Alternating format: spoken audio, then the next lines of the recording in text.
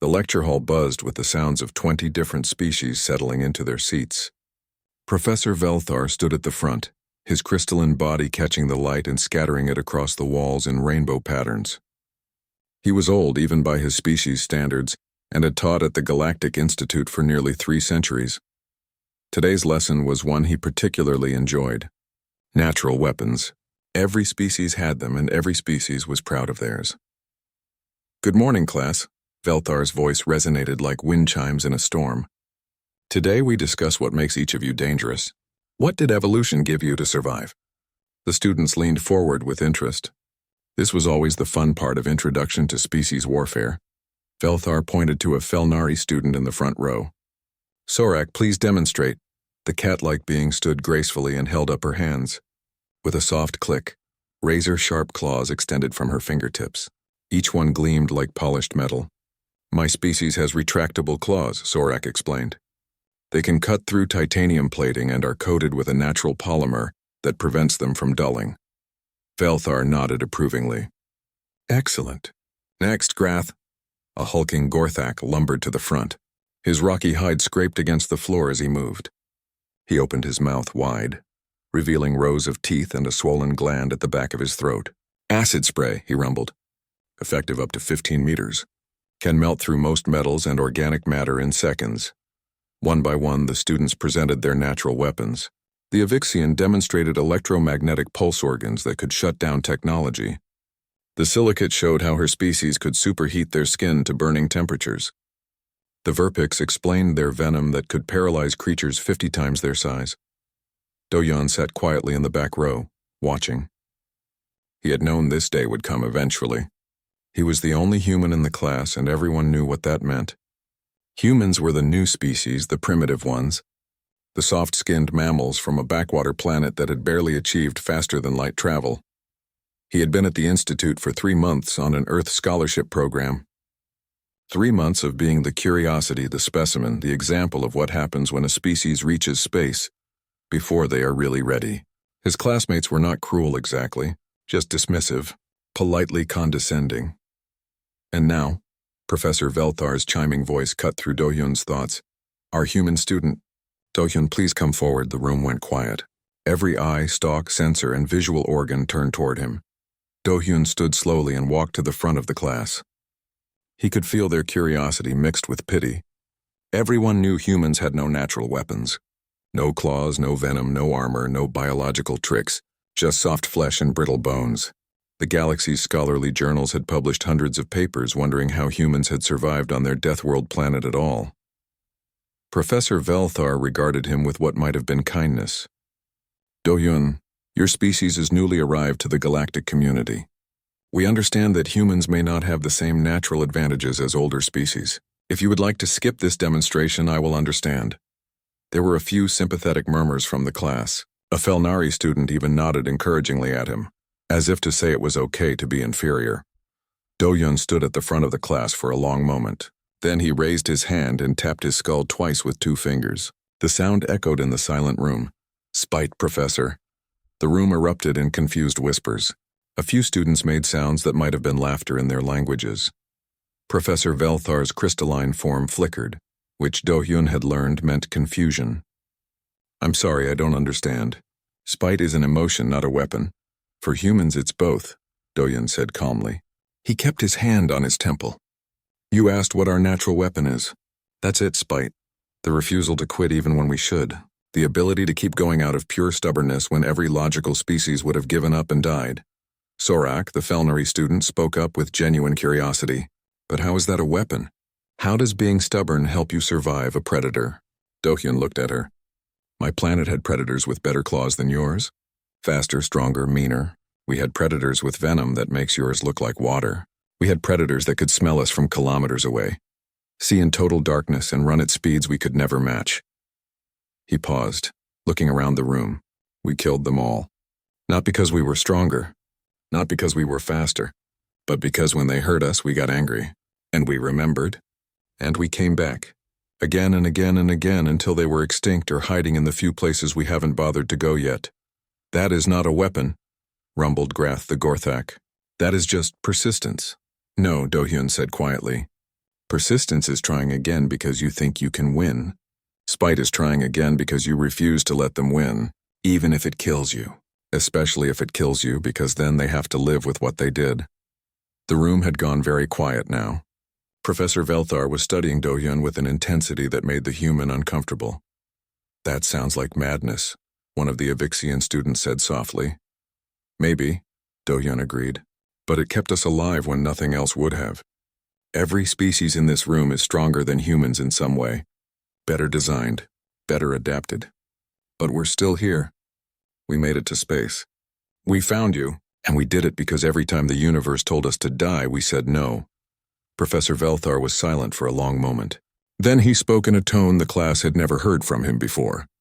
Something almost like respect, or maybe fear, that is. "Quite a claim, Do-hyun, but I am not sure I can accept an emotion as a natural weapon for the purposes of this class." "Then test me," Do-hyun said simply. The professor's crystalline body flickered rapidly, which meant he was thinking hard. "Very well. I will give you an assignment, a research project. You will have 1 semester to prove that spite, as you call it, is a legitimate survival trait worthy of classification as a natural weapon. What's the assignment?" Professor Velthar's next words made several students gasp. "You will research the Rakthin species. You will document their defensive capabilities and cultural practices. You will return with a complete analysis." The room exploded in shocked whispers. The Rakthin were notoriously hostile. They had killed every researcher who had approached their territory in the last 400 years. It was considered a death sentence to even enter their space. Sorak stood up. "Professor, that's not fair. That's asking him to die." Other students murmured in agreement. Even those who had been dismissive of Do-hyun now looked uncomfortable, but Do-hyun just smiled. It was a small smile, tired but genuine. "I accept, Professor. Thank you for the opportunity." Professor Velthar studied the human for a long moment. "Are you certain? I can assign you a different project." "No need," Do-hyun said. "You asked what my species' natural weapon is. I told you. Now I'll prove it." As Do-hyun walked back to his seat, the room remained silent. Students watched him with new eyes. Not with pity anymore. With something else. Something that might have been the first stirrings of concern. Professor Velthar watched the human sit down and make notes on his tablet, as if nothing unusual had happened. The professor had taught for 300 years. He had seen countless species, countless weapons, countless demonstrations of natural superiority. But he had never quite felt what he felt now, watching the calm human in the back row. It was unfamiliar and uncomfortable. It took him several minutes to identify the emotion, uncertainty, and beneath that just the smallest seed of doubt about what he had just done. The news spread through the institute like wildfire. The human had accepted a suicide mission. By the next morning, everyone knew about Professor Velthar's assignment. Do-hyun walked through the corridors and felt eyes following him. Some looked at him with pity. Others with morbid curiosity, wondering how long he would last before he realized his mistake and withdrew from the project. A few looked at him like he was already dead. He ignored them all and went straight to the institute's main library. The librarian, a floating lumix named Shimmer, greeted him with concern. "I heard about your assignment." "I'm sorry. Don't be," Do-hyun said. "I need access to the restricted section. Everything you have on the Rakthin." Shimmer's light pulsed with worry. "There isn't much. Most researchers who went there never came back. The few who did refused to speak about it. I'll take whatever you have." The restricted section was deep in the library's lower levels. Ancient data crystals, holographic records, and even physical books from species that preferred them. Do-hyun gathered everything marked with the Rakthin classification code and carried it to a private study room. There wasn't much. 73 documents spanning 4 centuries. Most were brief. Coordinates of the Rakthin home system, warnings to avoid their territory. Death reports of researchers who had ignored those warnings. But buried in the oldest files, Do-hyun found something. Records from before the Rakthin became hostile. Trade agreements, cultural exchanges, peace treaties. He started reading, and he didn't stop. 2 days later, Hee-jin found him still in the study room. She was another human student, one of only 5 at the entire institute. She had arrived a month after Do-hyun and had tried to be friendly, but he had been too focused on his studies to make friends. She knocked on the doorframe. "You look terrible." Do-hyun looked up. His eyes were red and his hair was a mess. Empty food containers were piled in the corner. I'm fine. When did you last sleep? Tuesday, I think. It's Thursday. Do-hyun shrugged and went back to his tablet, which was displaying Rakthin language patterns. Hee-jin sat down across from him. Everyone thinks you're going to get yourself killed. Maybe. Minho and Eunji want to talk to you. We're worried. Who are Minho and Eunji? The other human students. You would know that if you ever talked to anyone. Do-hyun rubbed his eyes. I don't have time for talking right now. Hee-jin leaned forward and looked at his screen. Her eyes widened. Are you learning their language? That's insane. Nobody speaks Rakthin. The last person who tried died 400 years ago. That's not accurate, Do-hyun said, scrolling through a document. The last person who tried was killed 397 years ago. And he wasn't killed for trying to speak the language. He was killed because he was part of a military survey team mapping their system for a colonial fleet. Hee-jin blinked. What? Do-hyun turned the tablet toward her. The Rakthin weren't always hostile. 400 years ago, they were part of the galactic community. They traded, they shared culture, they even had students at institutes like this one. So what happened? The Shintari Empire happened. They decided the Rakthin home system had valuable minerals. They sent a colonial fleet. The Rakthin fought back. The war lasted 20 years and ended with the Rakthin barely surviving. After that, they closed their borders and killed anyone who came near. Hee-jin stared at the ancient documents on the screen. The Institute doesn't teach this. No, Do-hyun agreed. Because the Shintari Empire is one of the major supporters of the Institute. They donated 3 buildings and fund dozens of scholarships. Admitting they tried to commit genocide is bad for fundraising. How did you find this? It's all here. In the old records. People just don't look because they assume the Rakthin are naturally hostile. Do-hyun pulled up another file. But look at this. In every peace treaty they ever signed, there's one word that appears over and over. Greshka. What does it mean? Witness friend. Someone who saw what happened and remembers. Someone who stands with them because they know the truth. Hee-jin sat back in her chair. You're not going to fight them? No. You're going to apologize. Do-hyun smiled for the first time in days. It was a tired smile, but real. I'm going to tell them I know what was done to them. And that I'm angry about it too. That's insane. You're human. You had nothing to do with it. Exactly, Do-hyun said. That's why it might work. I have no stake in the old politics. I'm from a species that wasn't even in space when it happened. I can be angry about it without them thinking I have an agenda. Hee-jin shook her head slowly. And if you're wrong, if they just kill you anyway, then I'm wrong, Do-hyun said simply. And Professor Velthar gets to be right that spite isn't a real weapon. 3 weeks later, Do-hyun stood in the Institute's shuttle bay.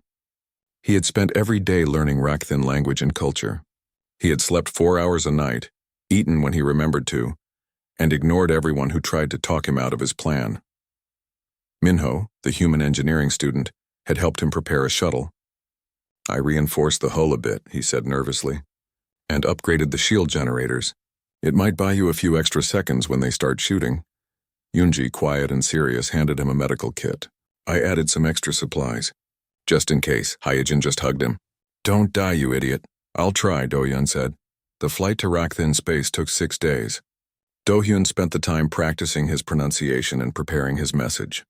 He recorded it dozens of times, deleting each one because it didn't sound right. When he finally crossed into Rakthin territory, alarms immediately began screaming in his shuttle, weapon locks from at least 20 different defense platforms. His communication system was being jammed. Do-hyun took a deep breath and opened a channel on all frequencies. He spoke in Rakthin, his pronunciation careful and deliberate. I am Do-hyun of Earth, I come as Greshka. I witnessed what was done to you. I read your treaties and your histories. I know what the Shintari did. I am spite against forgetting. I am anger that remembers. If you will allow me, I wish to land and speak with your elders. If you will not, I understand. Kill me quickly and I will die knowing the truth about your people. He closed the channel and waited. For 5 minutes, nothing happened. The weapon locks remained active. His shuttle drifted in space, tiny and vulnerable against the massive defense network. Then his communication system crackled to life. A harsh, grinding voice spoke in Rakthin. You speak our language poorly, human. Yes, Do-hyun replied in Rakthin. I learned from old books. I had no teacher. I apologize for my mistakes. There was a long pause. Then the voice spoke again, and this time there was something in it that might have been surprise. You are alone? Yes. You bring no weapons? Only words. Another long pause. You are either very brave or very stupid. Both. Probably, Do-hyun said, and then, impossibly, he heard something that made his heart skip. Laughter. Rough and harsh, but definitely laughter. Land at these coordinates, the voice said. We will speak. Do-hyun's hands shook as he entered the coordinates. The weapon locks disengaged. Defense platforms moved aside. A flight path opened before him, leading to the surface of the Rakthin homeworld. He had done it. He had gotten past the first barrier. Now came the hard part. 4 weeks later, Do-hyun's shuttle returned to the Institute. The traffic controller nearly fainted when he identified the vessel as the one that had departed for Rakthin space. Word spread instantly. Students and professors gathered at the landing bay. They had expected to receive a distress signal or wreckage or nothing at all. They had not expected him to come back. The shuttle landed smoothly. The door opened. Do-hyun stepped out, tired but alive. He was carrying a data crystal the size of his fist. Professor Velthar was waiting, his crystalline body vibrating with what might have been shock. You survived. Yes, Professor. That is unprecedented. I know. Do-hyun held out the data crystal. Complete cultural analysis, biological data, social structures, defense capabilities, and a signed agreement from the Rakthin Council of Elders to open diplomatic channels with the Galactic Institute. The crowd went completely silent. Professor, Velthar took the crystal with trembling appendages. This is impossible. How did you? Spite, Professor, Do-hyun said quietly. I refuse to accept that they were just hostile monsters. I refuse to believe that centuries of isolation couldn't be broken. And I was angry enough about what happened to them that they believed me. He walked past the professor toward the exit. He needed a shower, a meal, and about 20 hours of sleep. Behind him, Professor Velthar stood holding the data crystal, his entire worldview quietly cracking apart. The weeks following Do-hyun's return changed everything. He was no longer the overlooked human in the back of the class. Students whispered when he passed. Professors nodded to him in the halls. He had done something no one had accomplished in 4 centuries, but not everyone was impressed. Dr. Quinzara was the head of the Institute's Warfare Studies Department. She was a Vexillar, a species known for their strategic brilliance and their warrior culture. She had won more battles than most species had even fought, and she was very interested in the human who had walked into certain death and walked back out. She found Do-hyun in the cafeteria one afternoon, eating lunch alone as usual. Without asking, she sat down across from him. You're either brilliant or lucky, she said without preamble. Her voice was sharp and precise. Do-hyun looked up from his food. Probably both. The Rakthin situation was impressive, but it was diplomacy, not warfare. Sometimes they're the same thing. Dr. Quinzara's eyes narrowed. She had 4 of them arranged in a square pattern on her face. All 4 focused on him with uncomfortable intensity. I run a simulation tournament each semester. Teams of 4 compete in various combat scenarios. It tests tactical thinking, adaptability, and species-specific advantages. Sounds interesting. I want a human team to compete. Do-hyun put down his fork. Why? Because everyone is talking about human spite as if it's some kind of secret weapon. I want to see if it works in actual combat situations, not just diplomatic missions. It's not really combat if it's a simulation. The scenarios are based on real battles, real tactics, real consequences within the simulation parameters. Teams take it very seriously. Dr. Quinzara leaned forward. Are you afraid? Do-hyun smiled slightly. You're trying to manipulate me. Is it working? Yes, he sighed. I'll need a team. There are only 5 humans at the Institute. I'm aware. Choose 3 others. You have 1 week to prepare. Your first match is against the Scarvex brood. She stood up and walked away without waiting for a response. Do-hyun spent the rest of the day tracking down the other human students. Hyejin was easy to find. She was studying in the library as usual. Absolutely not, she said when he explained. The Scarvex are insectoids. They have hive-mind coordination and exoskeletons that can stop small arms fire. We're soft humans who trip over our own feet. Exactly, Do-hyun said. They'll underestimate us. They should underestimate us. We're objectively weaker. Weaker isn't the same as ineffective. Hyejin stared at him for a long moment. Then she sighed. You're going to do this with or without me, aren't you? Probably. Fine, but when we get destroyed in the first 5 minutes, I'm blaming you. Minho was harder to convince. The engineering student was in his workshop, surrounded by half-built devices and scattered tools. When Do-hyun explained the tournament, Minho just laughed. That's suicide. The Scarvex are professional warriors. I'm an engineer. We'll need someone who can build things, improvise. Improvise what? The scenarios have set parameters. Set equipment. You can work within parameters and still be creative. Minho threw a wrench at him. Do-hyun caught it. That's a no, I assume? That's a you're insane, but I'm curious to see where this goes. Which I guess means yes. Yoonji was the easiest. The medical student simply nodded when Do-hyun asked, If you're fighting, you'll need a medic. Even in simulations, it might get brutal. I'm studying xenobiology and emergency medicine. Brutal is what I'm training for. The team had 1 week to prepare. They met in an unused classroom every evening after their regular classes. Do-hyun pulled up the tournament rules and scenario details. The first scenario is called base assault, he explained. We need to capture the enemy's base within 6 hours. The environment is hostile. Limited resources. The Scarvex will have numerical advantage and better defensive positions.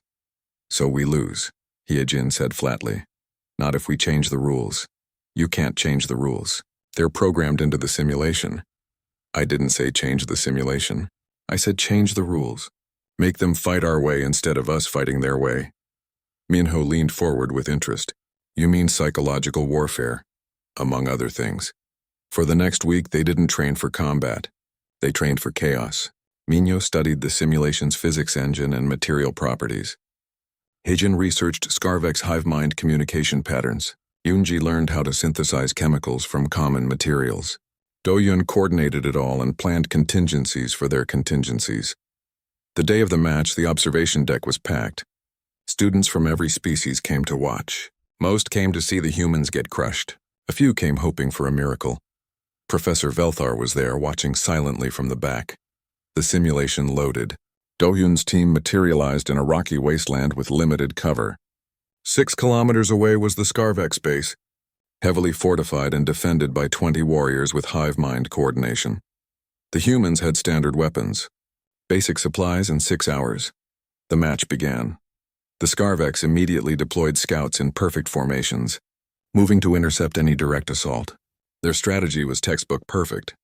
Defensive perimeter, rotating guards, overlapping fields of fire. The humans didn't assault. They scattered. Minho went to ground and started digging, not for cover, for materials. The simulation's rocky terrain contained metals and minerals. He started building. Yoonji found native plants and began extracting compounds. The simulation included realistic biology. That meant realistic chemistry. Hyejin found a dead Scarvex drone from a previous simulation run and salvaged its communication organ. Do-hyun watched from a hidden position and coordinated using hand signals. 2 hours in, the Scarvex were getting nervous. The humans hadn't attacked, hadn't shown themselves, hadn't done anything visible. The hive mind didn't handle uncertainty well. They were designed for direct confrontation. Then Minho's trap started triggering. Simple things. Rocks falling. Strange sounds. Movement in the periphery that vanished when investigated. The Scarvex sent out more scouts. The scouts found more nothing. 3 hours in, Hyejin activated the salvage communication organ. She couldn't speak Scarvex hive language, but she could play recordings.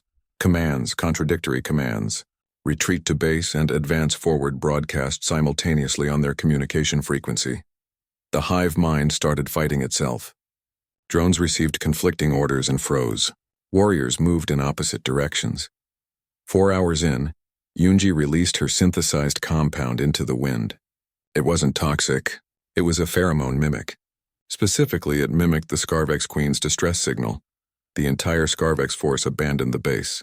They rushed toward the false signal, desperate to protect their queen who wasn't there. The humans walked into the empty base and claimed it.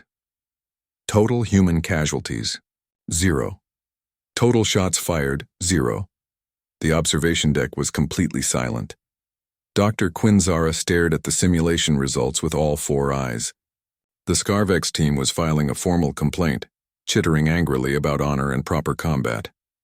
Professor Velthar watched Do-hyun's team exit the simulation pods. They looked tired but satisfied. Hyejin was right. They had won without fighting at all. They had turned the Scarvex's strengths, their hive mind, and their protective instincts into weaknesses. The Scarvex team captain confronted Do-hyun in the corridor outside. "You didn't fight with honor." Do-hyun looked at the angry insectoid warrior. "You're right. We didn't. Then you admit you cheated?" "No. We admit we fought to win instead of fighting to look good." Do-hyun's voice was calm but firm. "You wanted a battle. We wanted victory. Those aren't always the same thing. This is not how warfare works. It's exactly how warfare works when you're weaker than your opponent. You don't play by their rules. You make them play by yours." The Scarvex captain's mandibles clacked with rage, but he had no response. The humans had broken no rules. They had simply refused to fight the way everyone expected. Dr. Quinzara appeared, ending the confrontation. "The match result stands. Next week you face the Korvax Legion. I suggest you rest." As the humans walked away, Hyejin muttered to Do-hyun, "We're going to make a lot of enemies doing this." "Probably," Do-hyun agreed.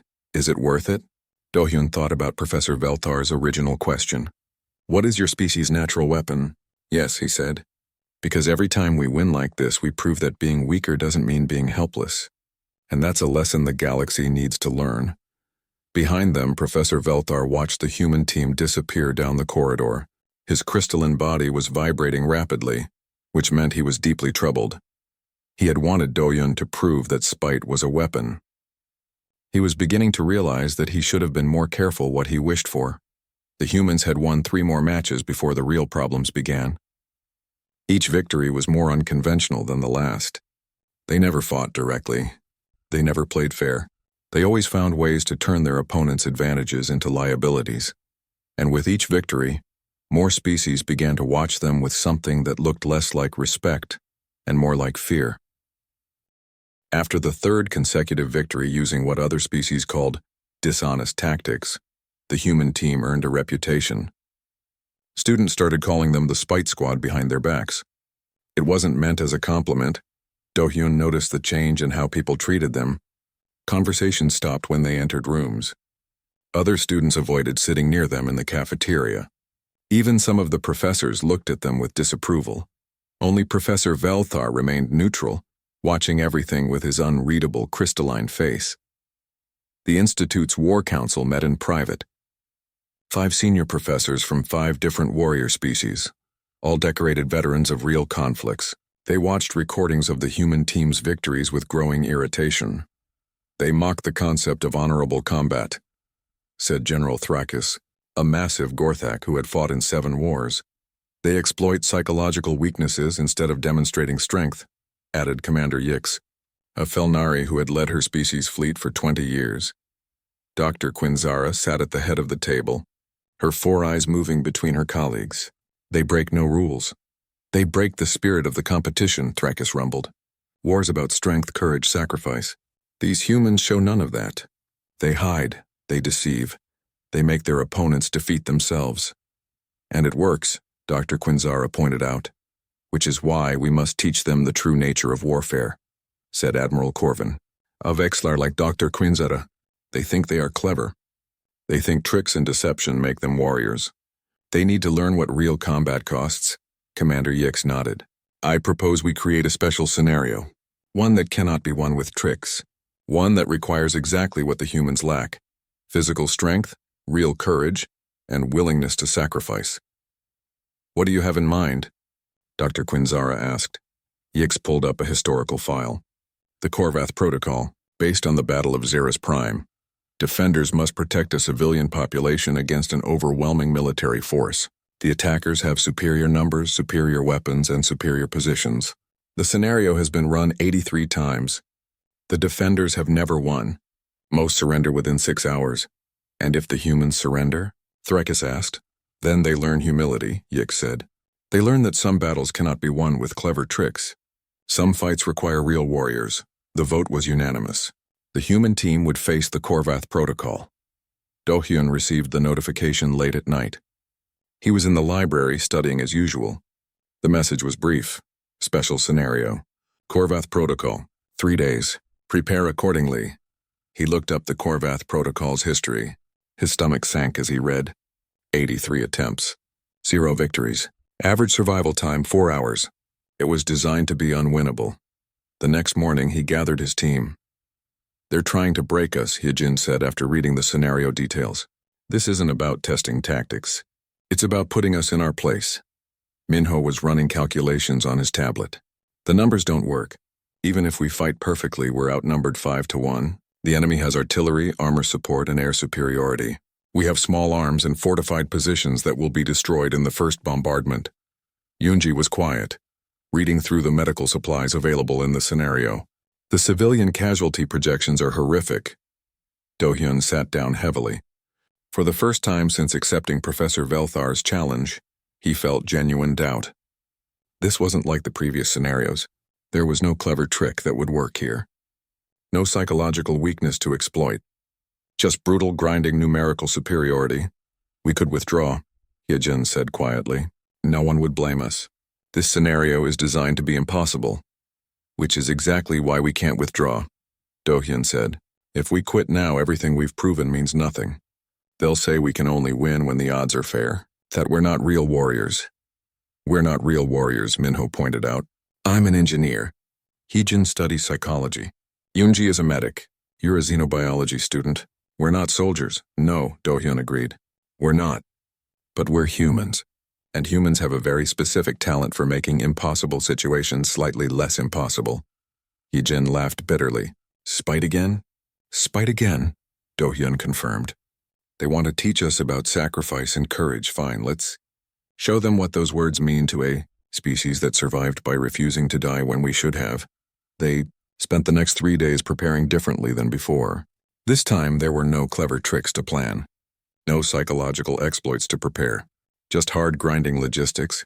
Minho studied defensive engineering from Earth's bloodiest battles. Thermopylae, Stalingrad, Chosin Reservoir. Battles where defenders faced impossible odds and made the attackers pay for every meter. Hyejin researched psychological warfare, but not for tricks. For morale. How to keep soldiers fighting when hope is gone.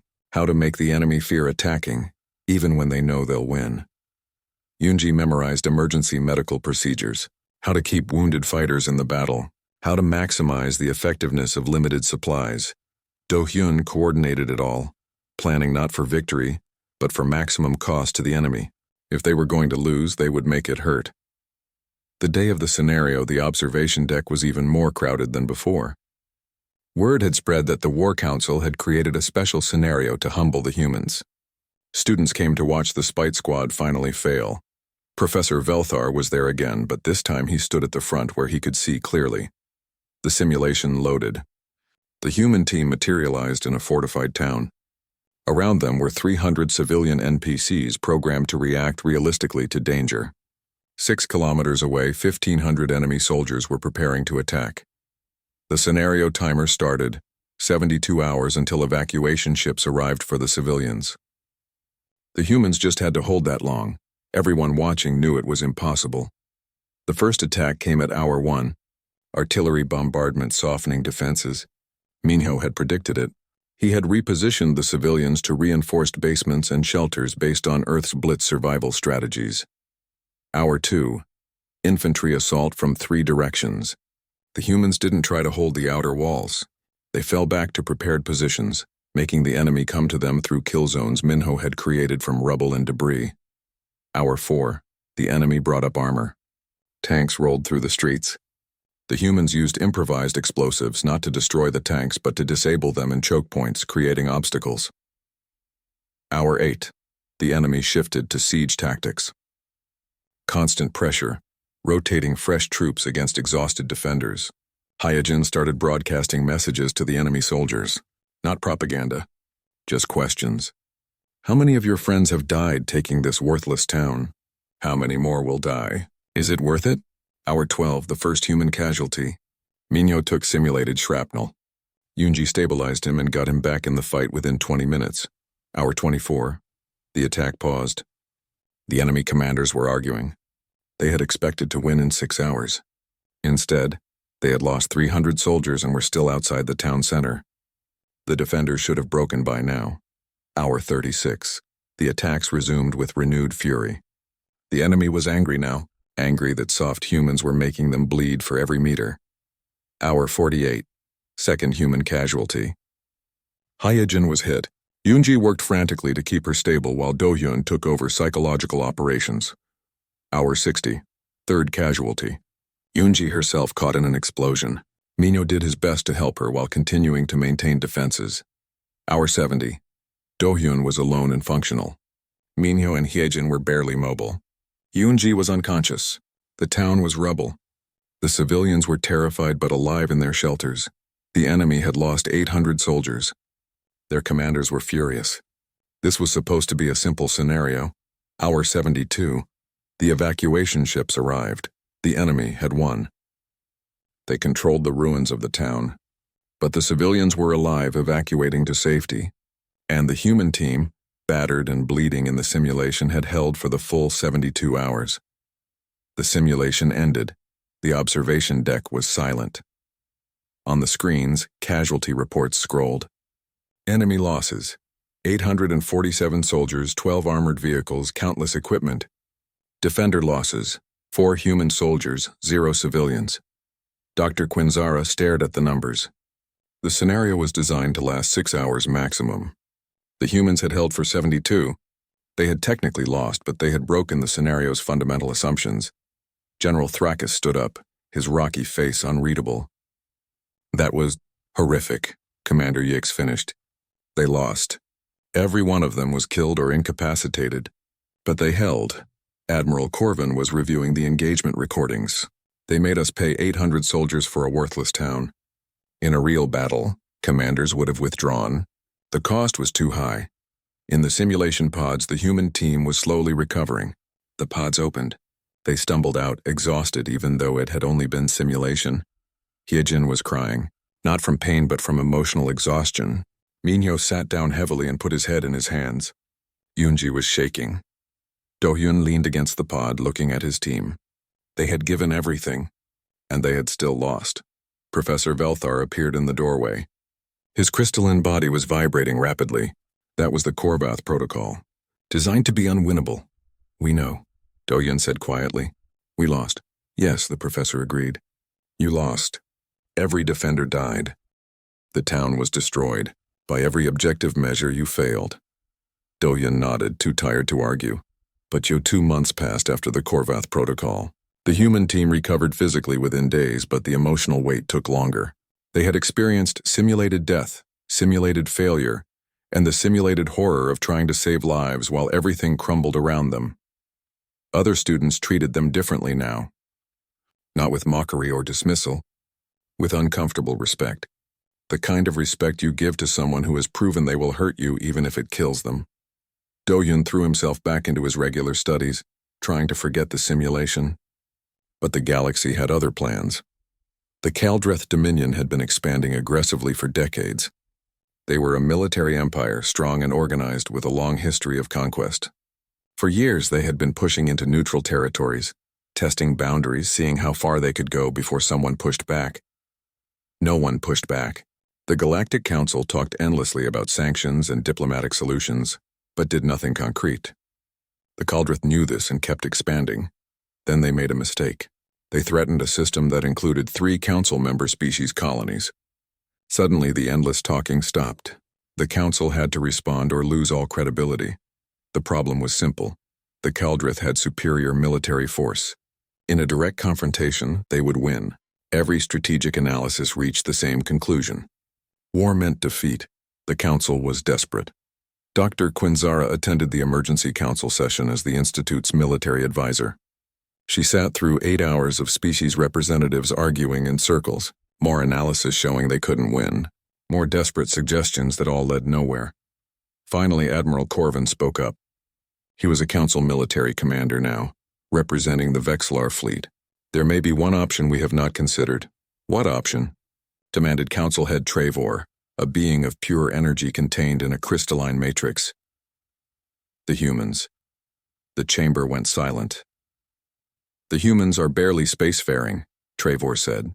They have no significant military, no battle experience. What could they possibly offer? Admiral Corvin pulled up footage from the Corvath Protocol. The council watched as 4 human students held off overwhelming force for 72 hours. Watched as they made impossible defense look almost routine.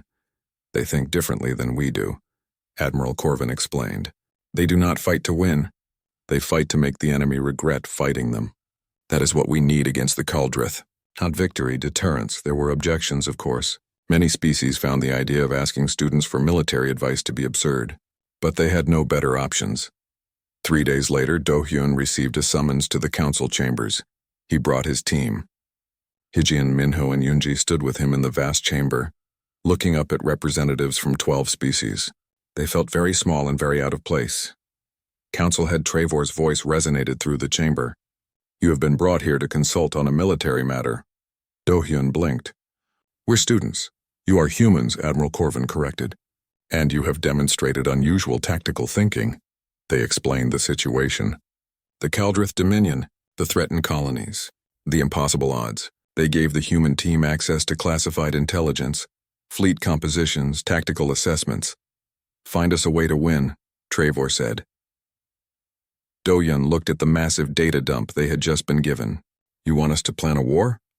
We want you to find an alternative to certain defeat. The team was given a secure workspace deep in the council complex. They spent 6 weeks buried in intelligence reports, fleet manifests, cultural analyses, and strategic assessments.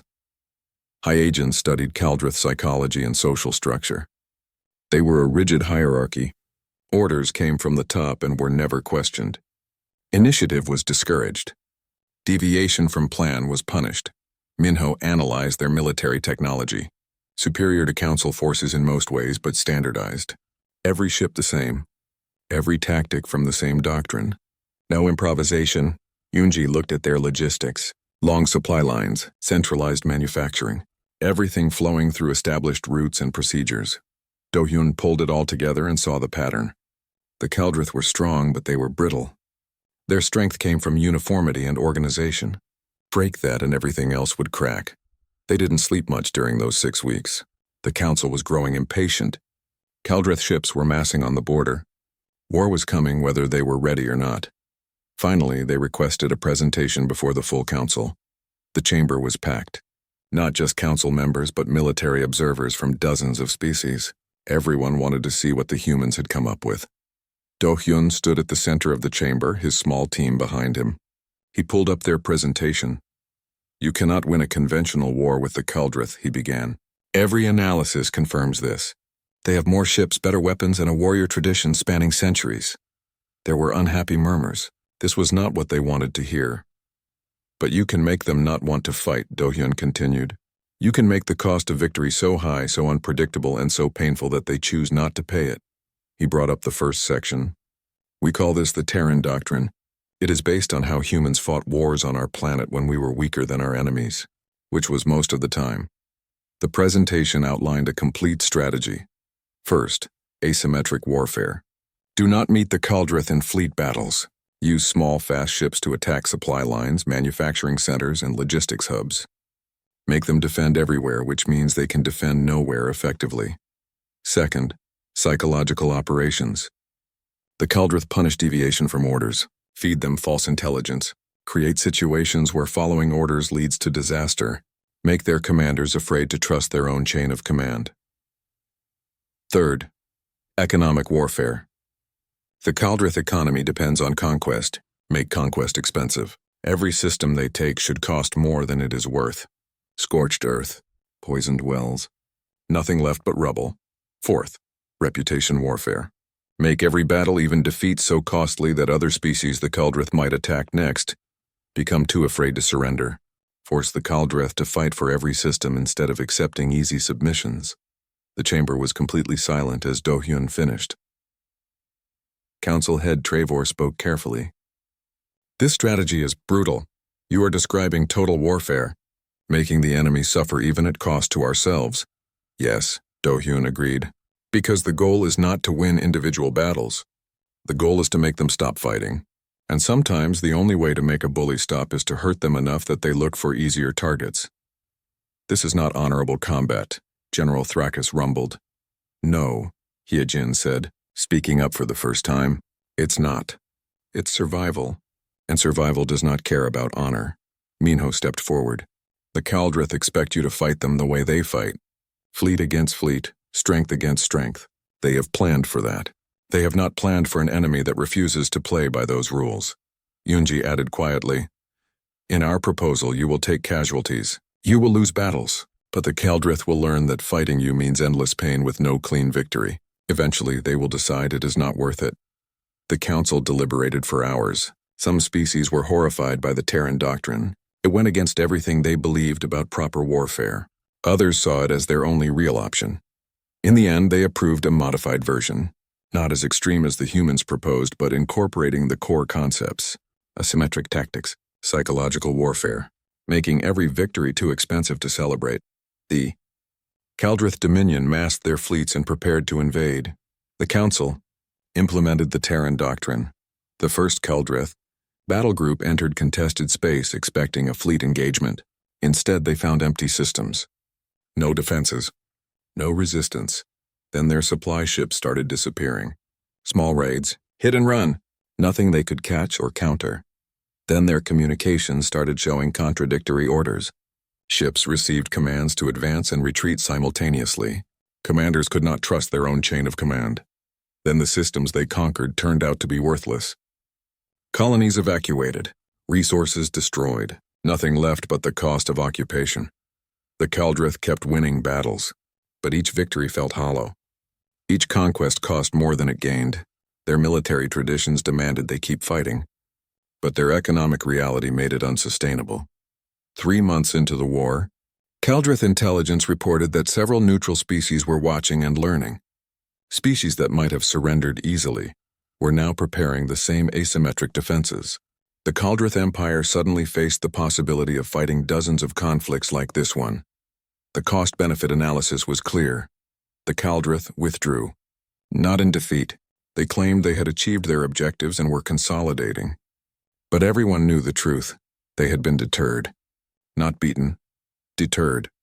Made to realize that fighting was not worth winning. The council celebrated their victory, but in private, many members were deeply uncomfortable. They had won, but not cleanly. Not honorably. They had won the way humans won, by making the enemy hurt. Dr. Quinzara met with the human team after everything settled. You have changed how the galaxy thinks about warfare. Is that good? Do-hyun asked. I do not know, she admitted. You have shown that the weak can defeat the strong. B.